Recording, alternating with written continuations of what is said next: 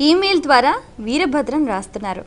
పితృదోషం అంటే ఏమిటి, అందుకు పరిహారాలు ఏమిటి తెలియచేయగలరు అంటూ రాస్తున్నారు. పితృదోషం అంటే జాతక చక్రంలో 9వ స్థానానికి పితృస్థానము అని పేరు. అది పూర్వజన్మ పుణ్యానికి కూడా సూచితం.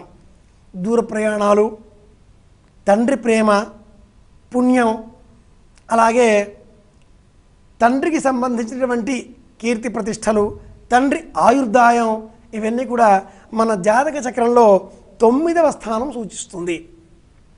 ఎక్కడి నుంచి 9? లగ్నం నుంచి 9. ఏ లగ్నంలో మనం జన్మించామో ఆ లగ్నం నుంచి 9వ ఇల్లు తండ్రికి సంబంధించింది అవుతుంది. లగ్నం దేహం, లగ్నానికి 2వ ఇల్లు కుటుంబము, వాక్కు, 9వ 9 మళ్ళీ ఇలాగే అవుతుంది.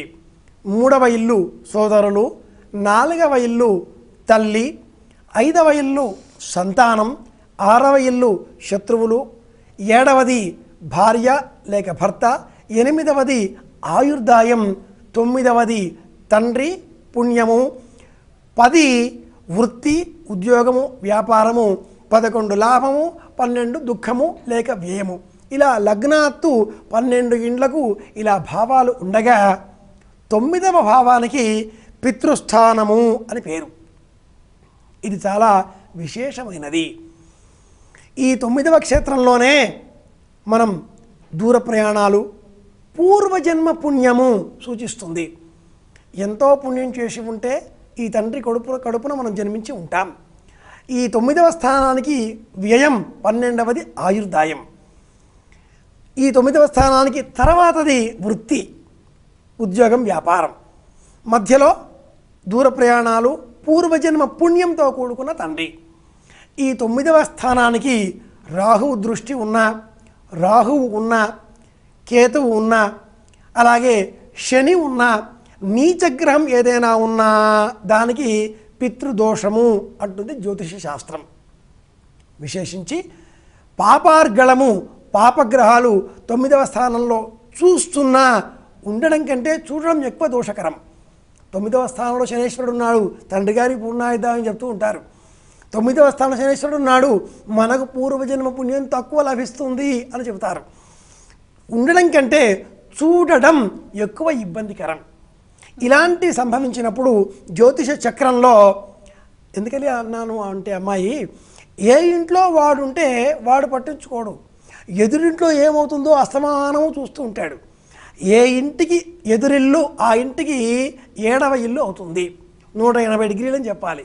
కాబట్టి ఉన్న ఇంటికంటే ఎదుటి ఇంటిపైన దృష్టి ఎక్కువ. కాబట్టి ఈ 9వ స్థానానికి రాహువు, కేతువు, శని, ఇతర పాపగ్రహాలు, రవి ఇలాంటి గ్రహాల దృష్టి ఉంటే దానికి పితృదోషం అని పేరు.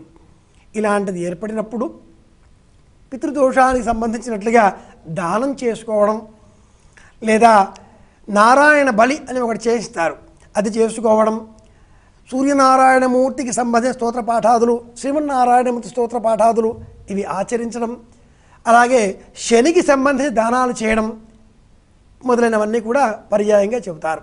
వీటన్నింటికంటే కూడా మించి పితృదోషం ఉంది అని ఎవరైనా చెబితే జాతకంలో, తండ్రికి సంబంధించిన దోషం వల్ల నేను బాధపడుతున్నాను అని అనుకోకూడదు. అది మహాపాపం. తండ్రి వల్లనే మనం జీవించి ఉన్నాం. మరి పరిహారం ఏమిటండి మీరు చెప్పేది, సంక్షిప్తంగా చెప్పండి అంటే శివారాధన.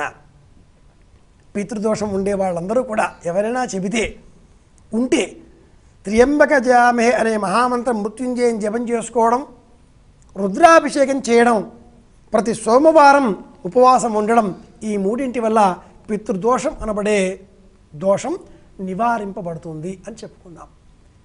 అంటే ఏమిటి తెలుసుకుందాం. ఏం చేయాలి? అపమృత్యు జపం, త్ర్యంబకం జయామహే.